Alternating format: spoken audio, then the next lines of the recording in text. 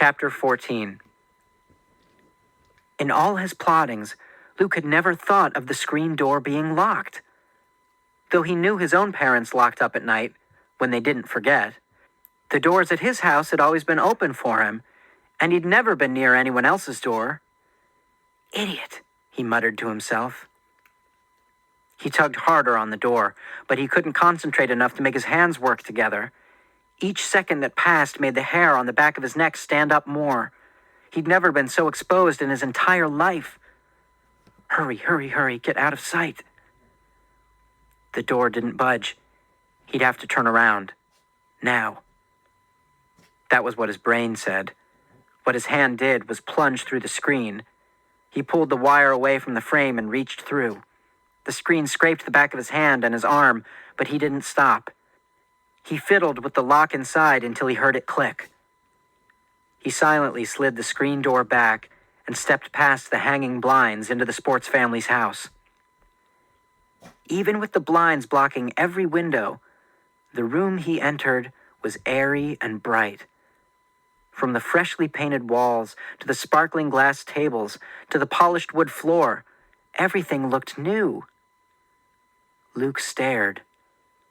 Almost all the furniture in his own house had been around as long as he could remember, and whatever patterns and designs it originally carried had long ago been worn away. At his house, even the once orangish couch and the once greenish chairs were now all a matching sort of brownish gray. This room was different. It reminded him of a word he'd never heard, only read. Pristine. Nobody had ever stepped on these white rugs with manure-covered boots.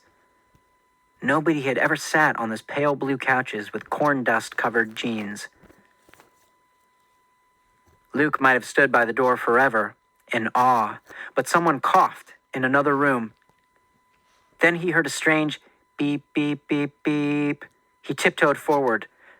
Better to discover than to be discovered. He went down a long hallway. The beeps had turned into a long, drawn-out buzz coming from a room at the end. Holding his breath, Luke stopped outside the door to that room and gathered the nerve to peek in.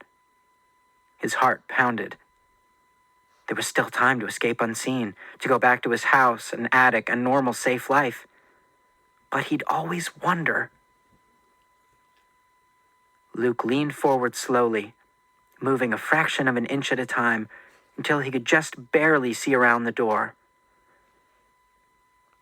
Inside the room was a chair and a desk and a big apparatus that Luke vaguely recognized as a computer. And at the computer, typing away furiously, sat a girl. Luke blinked, thrown off. Somehow he'd never thought about the sports family's third child being a girl. She was mostly facing away from Luke, and she wore jeans and a gray sweatshirt not much different from what the sports family brothers always wore. Her dark hair was almost as short as Luke's. But there was something about the curve of her cheek, the tilt of her head, the way her sweatshirt clung or didn't cling to her body. All of that made Luke certain she wasn't like him. He blushed. Then he gulped. The girl turned her head. Luke croaked. Before he had a chance to think of another word, the girl was across the room and had knocked him down. Then she pinned him to the floor, his arms twisted behind his back, his face buried in the carpet. Luke struggled to turn his head to breathe. "So," the girl hissed in his ear, "you think you can sneak up on a poor, innocent, unsuspecting girl who's home all alone? Guess nobody told you about our alarm system. A call went out to our security guards the minute you stepped on our property. They'll be here any second." Luke panicked. So this was how he'd die. He had to explain. He had to escape. "No," he said. "They can't come. "Oh, yeah?"